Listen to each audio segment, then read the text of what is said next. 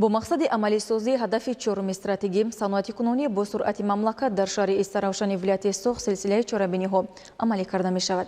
عامل اساسی رشد این ساحه بنیاد کارخانه های تولیداتی، استحصال محصولات واردات عوض کننده و با کار دائمی تامین گردانیدن جوانان به حساب رفته.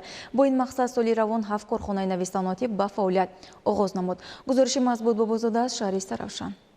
جمعیت دارای محصولات محدود عدل که با ابتکار یک تن از صاحبکار موفق شهر استراوشان منصور جان عمرو و با خرج زیاد از 4 میلیون سومانی بنیاد گردیده است به استحصال محصولات رقابت‌پذیر وارداتی نگرانده شده است.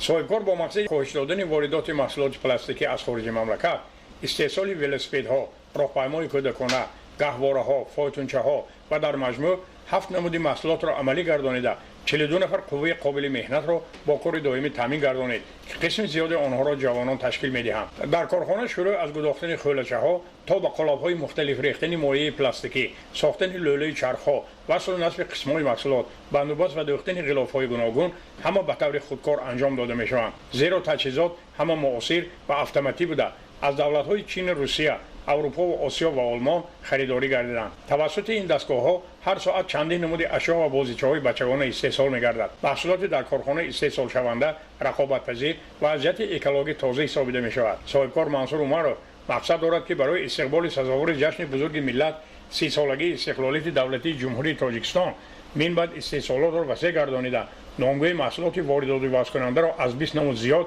و صف کارگران را تا به 150 نفر رسانیده. با این وسیله استحصال محصولات سالانه پلاستیکی را تا به 10 میلیون سومانی افزایش دهد. فعلا در 11 ماه سال 2019 در جمعیت دارای محصولات محدود عدل نزدیک 7 میلیون سومانی محصولات استحصال گردیده.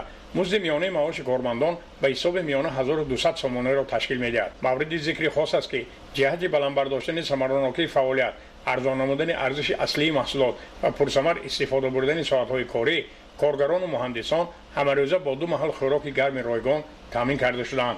آینده جمعیت دارای محصولات محدود عدل نیت دارد تا 18-20 نمود استحصال محصولات نو را به راه ماند، شماره کارگران تا 120-150 نفر رساند. امروز شماره کارگران ما 42 نفر را تشکیل می‌نماید. محصولاتی که ما استحصال می‌نماییم محصولات وارداتی و شونده میباشد و اینچنین از جهت اکولوژی در حقیقت از جهت اکولوژی تازه میباشد. کارخانه دیگری نوتأسیسی که رشد باثبات صنعت شهر استراوشان را تامین می‌سازد جمعیت دارای محصولات محدود پیشوا محسوب می‌یابد.